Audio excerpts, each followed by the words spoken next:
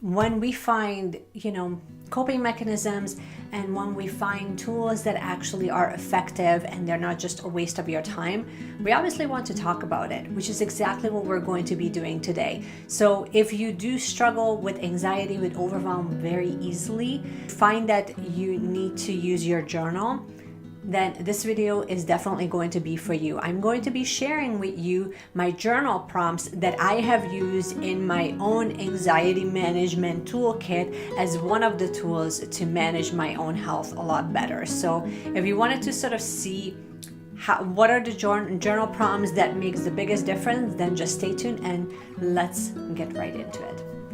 Hey guys, it's Meshi with Path to Wellness with Meshi. Thank you so much for joining me for another video. So in today's video, we're going to be talking about anxiety management, but from a really real point of view, because I think that talking about anxiety just as a general term is one thing, and it's another when we are really giving you tangible tools that actually made a big difference in my own health. So I wanted to share with you what are the journal prompts that I'm using that sort of takes me from overthinking and takes me off of that train track of, when you're overthinking things and then things sort of start piling on top of each other, how do I take my mind off of that and onto actual tangible taking action, going back to the normal functioning way of handling my life, really? Why journaling?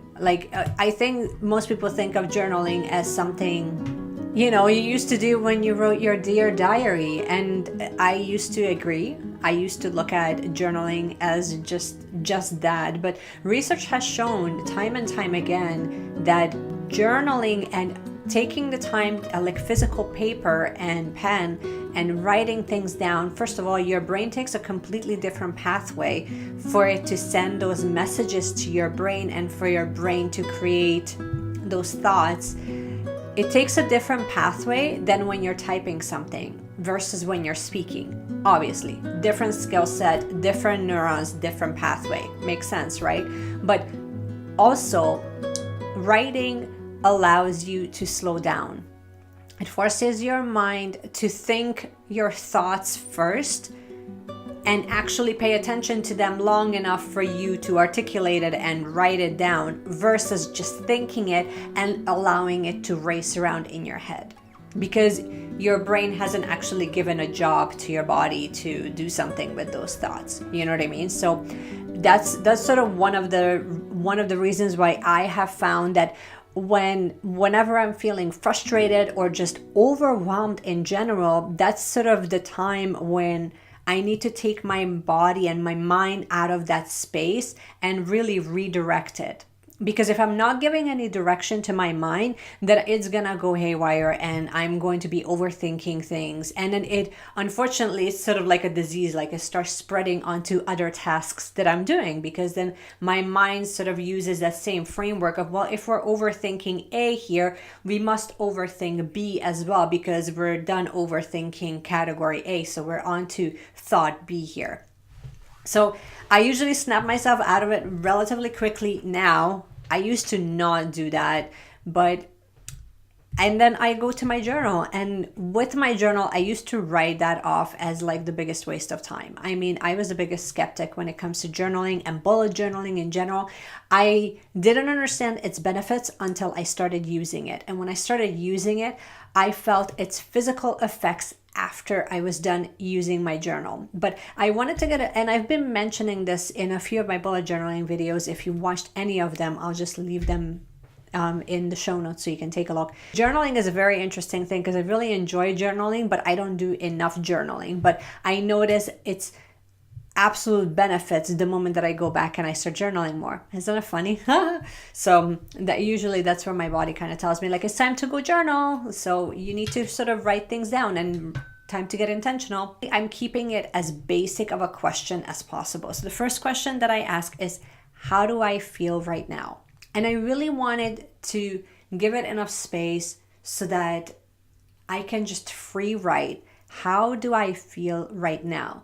Without attachment, without judgment. I really just want those words to just flow and If I'm feeling highly anxious, I want to write that down. If I'm feeling frustrated, if I'm feeling angry, if I'm feeling overwhelmed, if I'm feeling annoyed that somebody's talking to me while I'm trying to write this, I write that down. Have you ever had that, by the way? I will have this as like a downloadable link in case you're wondering. But have you ever had that when somebody gives you like a journal prompt or like they give you like a writing exercise and then they're talking through it? Isn't that like the most annoying thing?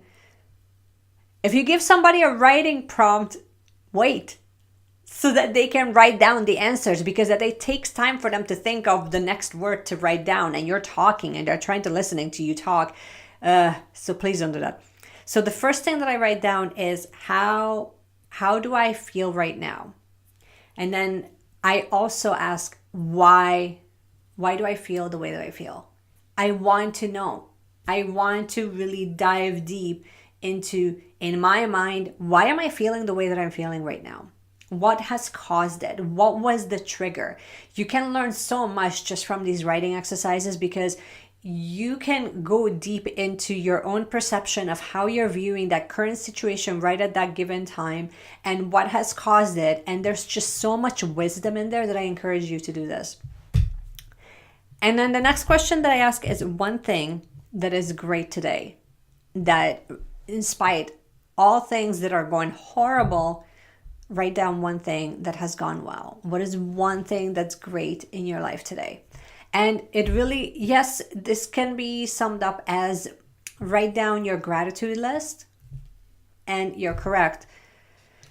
But I find that when people say, write a gratitude list, that it literally just becomes a laundry list of like it's just like a randomzy. Like, I like my crystals and I like my facial moisturizer and I'm grateful for my house and I'm grateful for my ring light. I'm grateful for the sunshine. And then it just becomes completely meaningless. To me, gratitude needs to come from in order for gratitude to work, you need to actually be grateful and understand why you're grateful for the things that you have and the things and the experiences and the people and all of the things that you are grateful for.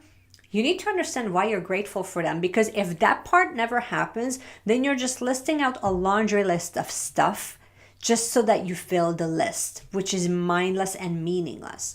I need you to get to the space and just name one, but let that be meaningful. When you think of it, you feel nothing but grace and gratitude for that thing that you named.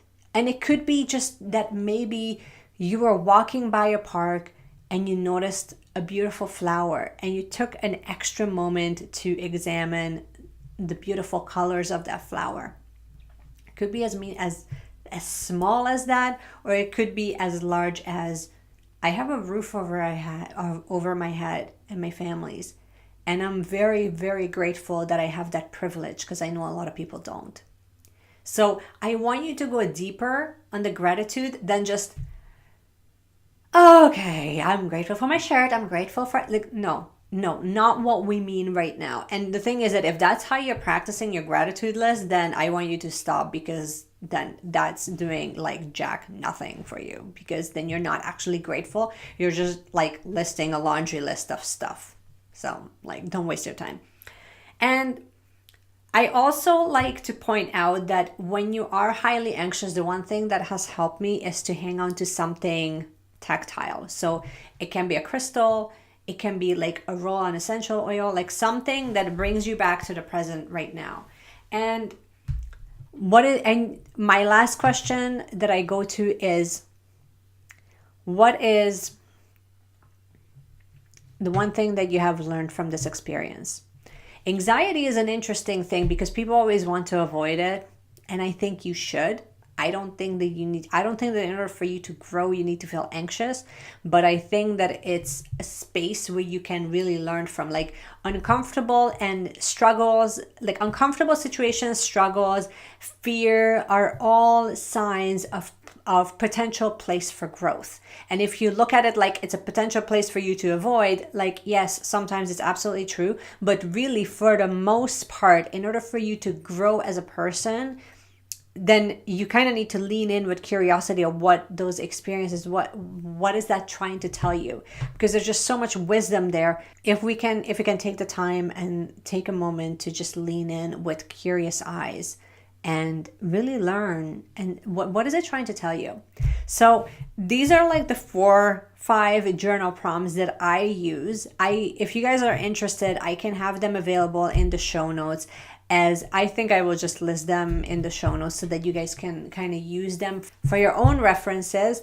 But let me know in the comments, what is the one thing that has helped you with anxiety management while we are going through this series? Because as I'm going through my own anxiety journey, it has been an ongoing process. It's not something that started one day. It's something that I think I always had, and I learn and I grow and I manage to manage it in different ways with different tools that end up working at the time. So this is why I wanted to create this video, to hopefully give you some tangible tools that makes you feel a bit more in control, a bit more empowered, rather than it's just something that you need to deal with, you know?